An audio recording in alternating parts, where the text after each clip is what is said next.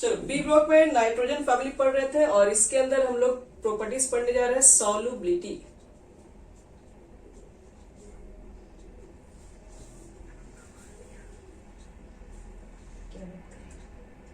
सच में मेरा आवाज नहीं आ रहा है?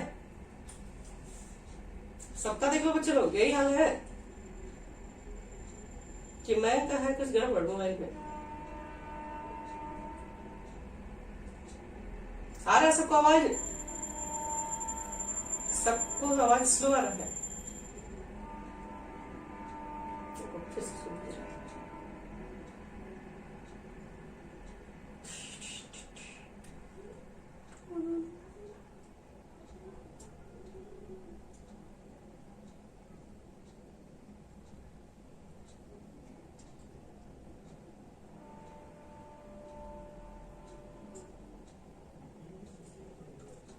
हेलो, आवाज आ रही है अभी? मयंक, मयंक,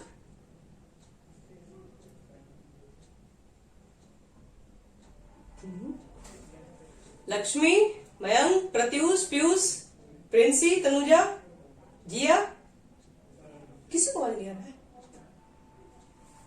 हेलो हेलो,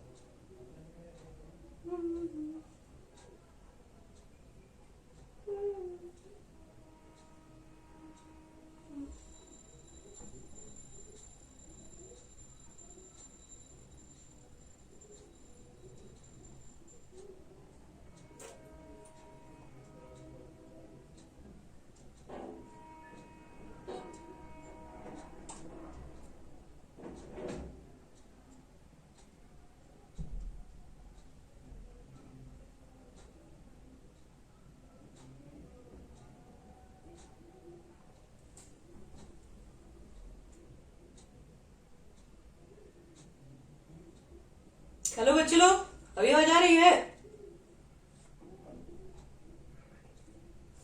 और होस्ट कौन बन गया अभी?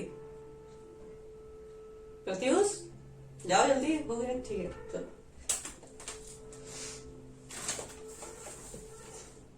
ठीक है।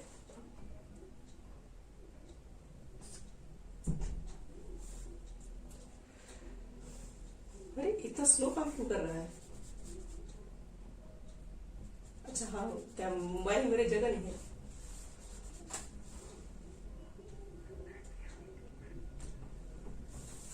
तुम लोग कैसे मालूम? 13% है अभी।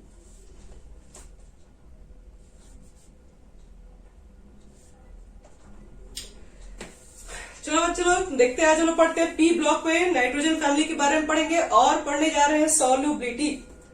तो नाइट्रोजन फैमिली के हम लोग पढ़ रहे थे कल तक हाइड्राइड, और हाइड्राइड में कौन कौन आया था?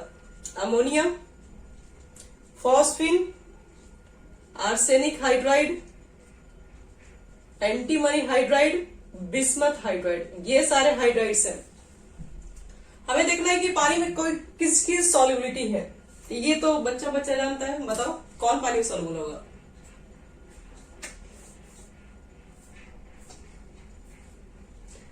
चलो इसका आंसर होगा अमोनिया। अमोनिया क्यों होगा? तो लिखोगे ओनली NH3 कैन शो, क्या शो करता है? Hydrogen bond. तो याद रखिएगा, केवल अमोनिया है एकमात्र ऐसा है जो कि हाइड्रोजन बॉन्डिंग बना सकता है वाटर मॉलिक्यूल के साथ। And that is why NH3 more soluble in water। that is why NH3 more soluble in H2O and have high boiling point then pH3। मान लो आप बॉइलिंग पॉइंट के लिए अलग से लिखवाएंगे, आपसे क्वेश्चन अगर पूछ दिएंगे अमोनिया और फॉस्फेट में किसकी बॉइलिंग पॉइंट ज्यादा है, अमोनिया की ज्यादा है, क्योंकि अमोनिया हाइड्रोजन बॉन्डिंग में फॉर्म कर लेता है वाटर में जाने के बाद, लेकिन फॉस्फेट वैसा कुछ कर नहीं पाता है, तो इसलिए अमोनिया का बॉइलिंग पॉइंट भी ज्यादा होगा और अमोनिया वाटर के अंदर सोल्यूबल भी अच्छा होगा। चलिए ये बात हो गया हमारा कंप्लीट। बात कर लेते हैं इनके बॉन्ड एंगल के बारे में। तो बॉन्ड एंगल तो जानते ही आप लोग हैं, अमोनिया का बॉन्ड एंगल कितना होता है जी बच्चे लोग? 107 डिग्री 107.5 है, डिग्री कुछ इस तरीके से है। चलिए ठीक है, ये है अमोनिया का। और फिर अच्छा हाँ, एक चीज बताओ यहाँ पे ध्यान से,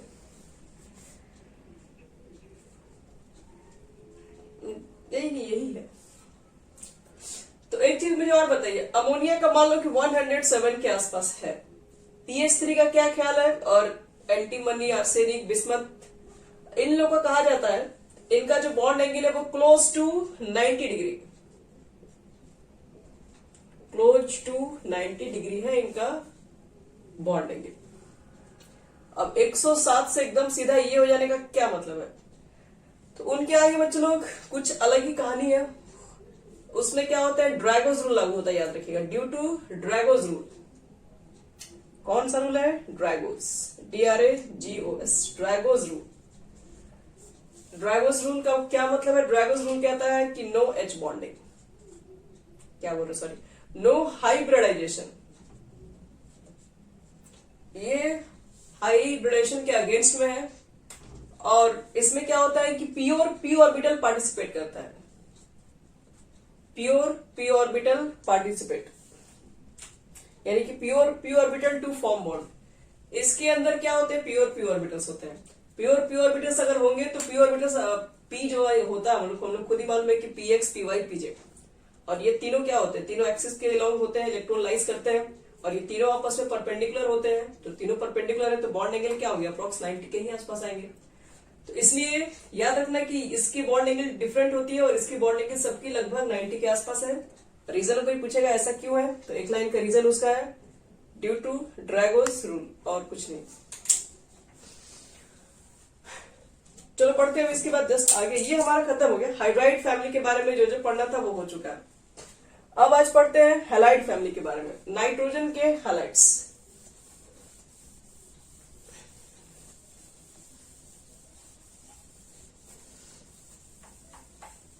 यानी कि लिख दो पहले हैलाइड्स।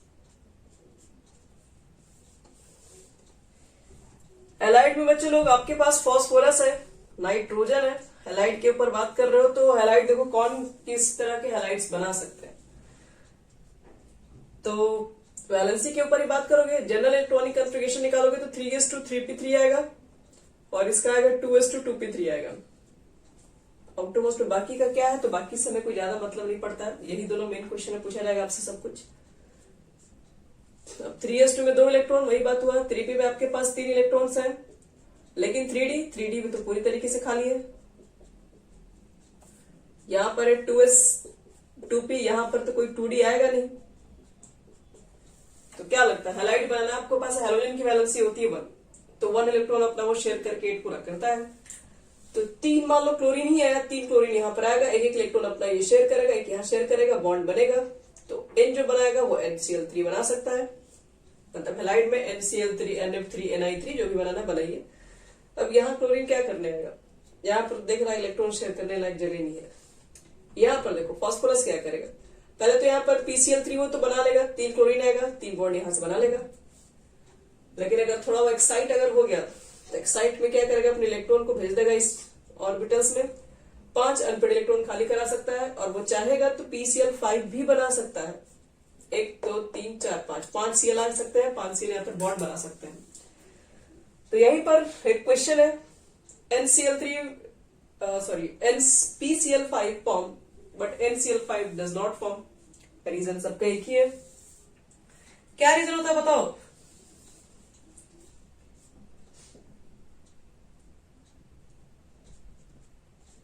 NCl5 नॉट नोन या डज नॉट लिख दो, बट PCl5 नोन। ऐसा क्वेश्चन पूछा गया, एक लाइन का answer. PCl5 have vacant d orbital.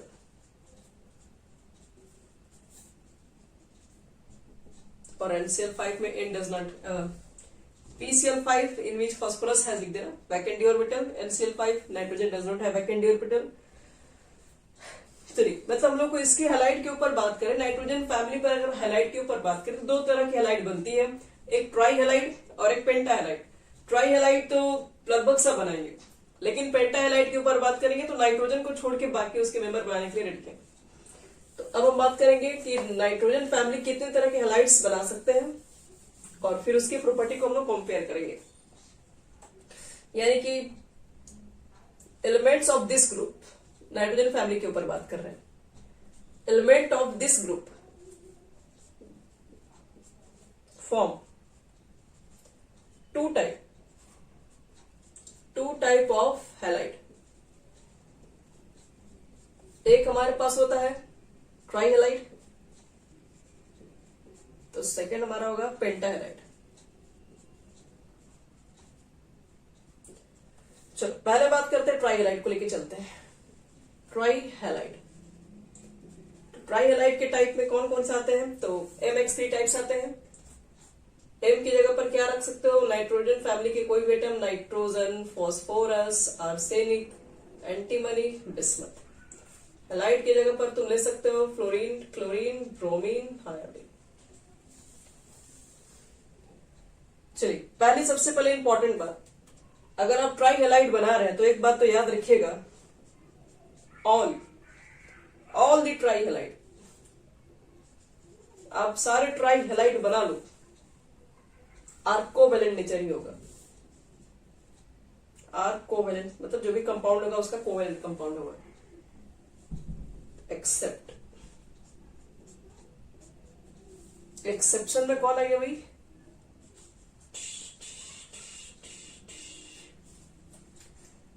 Bismuth fluoride.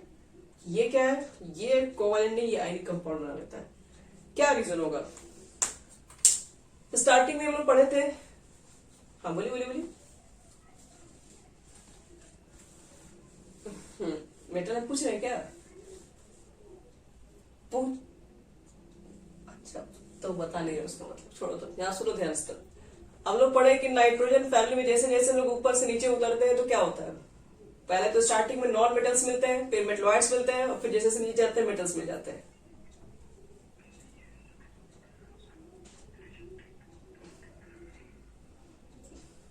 तो BiF3 नहीं बनता है? बन सकता है। वो इसलिए बताया गया ना कि ये कोवेलेंट नहीं बनाता है ना, यहां पर कोवेलेंट के बारे में बात कर रहे हैं, ये कोवेलेंट नेचर के ऊपर बात कर रहे हैं।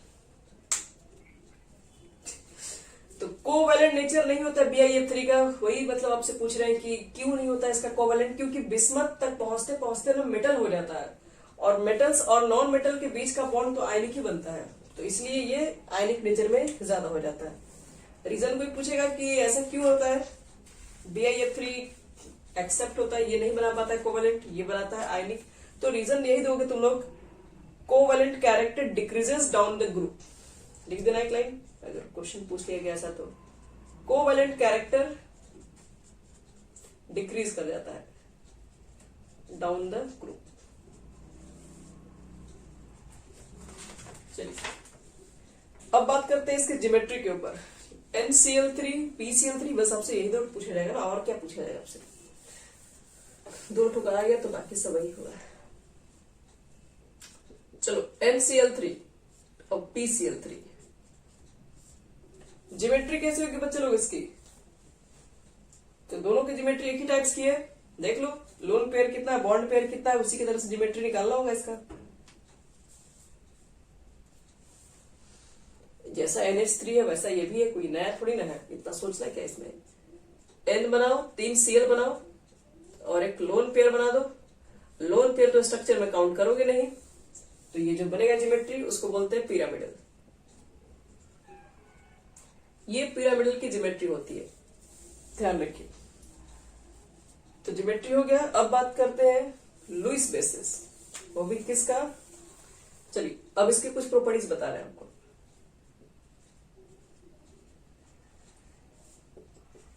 आपसे मान लो हम क्वेश्चन में ये पूछते हैं NF3, NCl3, NBr3 and NI3। पहले तुम्हें बताओ लुईस बेसिस किसे कहते हैं।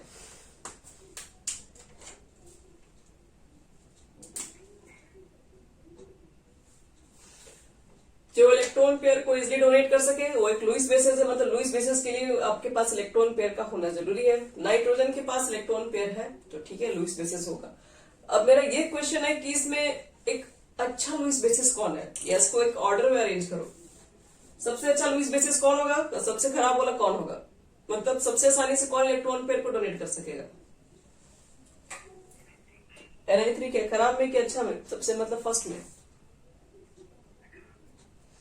सबसे खराब में Ni3। मतलब आपके अकॉर्डिंग तो इसको कर दिया जाए, मतलब ये एचडी लोन पे डोनेट करेगा Ni3। अच्छा NF3 सबसे अच्छा लुईस बेसिस है, यही ना। फिर NCl3, फिर NBr3, फिर Ni3। चलो ठीक है, कौन कौन इस बात से एग्री है पहले बता दीजिए। नहीं है वो भी बताइए, नहीं है तो क्यों नहीं है ये भी बताना पड़ेगा। देखो बच्चे लोग, सबसे क्वेश्चन है क्या लुईस बेसिस का क्या यही करेक्टर, मतलब ये ऑर्डर सही दिख रहा है आपको। NF3 is more basic than NCl3, NBr3 and then last Ni3। चलिए, कोई आपके खिलाफ आवाज उठा नहीं रहा है, इसका मतलब है आपका करेक्ट ऑर्डर है, लेकिन एक्चुअल में ये गलत है, याद रखिएगा। एक्चुअल में तो आज हो गया गलत। तो याद रखना बच्चे लोग, ये आप लुईस बेसिस एक्सेप्ट कर रहे हैं, मतलब आपका एक्सपेक्ट है कि यही होना चाहिए, लेकिन ऐसा कुछ होता नहीं है, ये जस्ट अपोजिट हो जाता है। ये इसका ये एक्चुअल है, ये आपका एक्सपेक्टेड ऑर्डर था कि यही होना चाहिए था।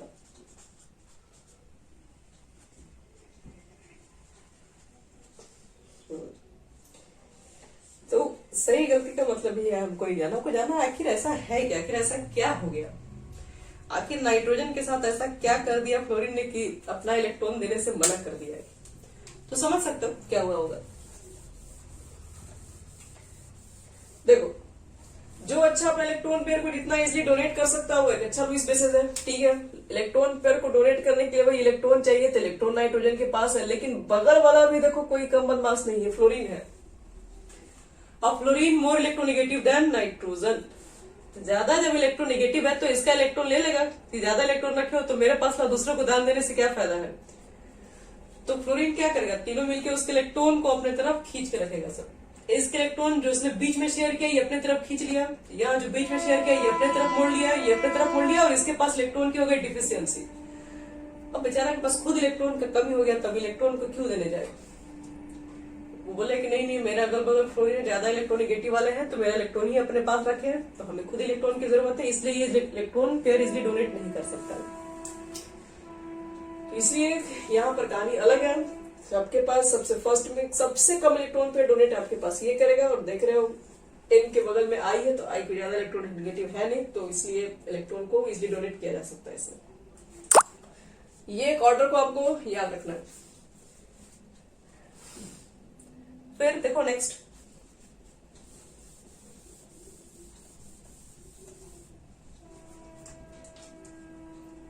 हाइड्रोलाइसिस।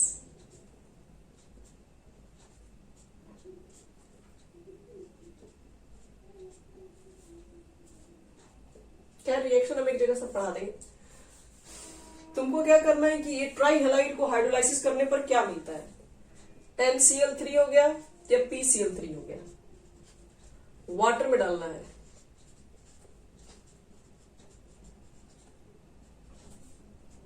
तो देखो जैसे NCl3 को वाटर के अंदर डालते हैं बना लेता है अमोनिया, और HOCl बाहर, 3 मॉलिक्यूल HOCl बाहर। लेकिन वही PCl3 को डालते हैं तो बना लेता है phosphoric acid, H3PO3, phosphorous acid होता है सॉरी, और फिर आपके पास यहाँ पर 3 मॉलिक्यूल ऑफ HCl फॉर्म हो जाता है। तो देखिए हाइड्रोलाइसिस जब करवाते हैं NCl3 और PCl3 का वाटर के साथ, तो NCl3 फॉर्म करता है अमोनिया, PCl3 फॉर्म करता है फॉस्फोरस एसिड, और इसके साथ साथ आपके पास दोनों ही साइड में एसिड तो फॉर्म करता ही है। तो याद रखना इसमें हाइड्रोलाइसिस के दौरान भी क्या क्या कंपाउंड्स बनते हैं। और यहाँ पर देखो कोई ट्रिक नहीं है कि यहाँ लोन पेयर हुआ उधर अटैक किया, ऐसा कुछ नहीं, आपको कंपाउंड्स याद रखने पड़ेंगे यहाँ पर बस। हाइड्रोलाइसिस के फैक्टर हमारे पास हो गया खत्म। अब ट्राइहेलाइड खत्म हो गया, ट्राइहेलाइड में और कुछ खास नहीं है। अब आते हैं पेंटाहेलाइड में। Pentahalide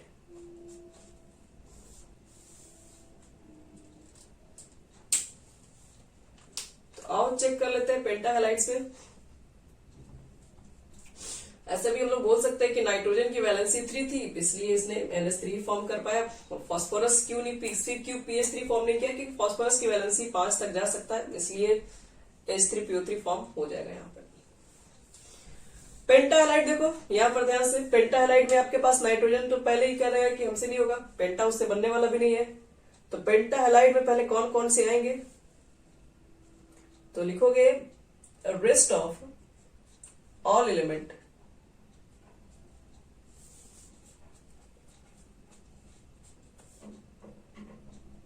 can form pentahalide. और BI, देखिए नाइट्रोजन तो खैर उसका तो बात ही नहीं करते हैं, तो फिर ये BI वाले को क्या प्रॉब्लम है। BI वाला भी बोलता है हम भी पेंटाहेलाइड नहीं बनाएंगे, कोई रीजन बता सकता है। BI भी ट्राइहेलाइड ही बनाता है।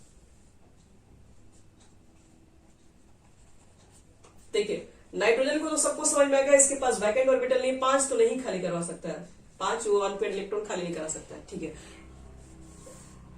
हाँ बोलिए बोलिए क्या बोल रहे हो।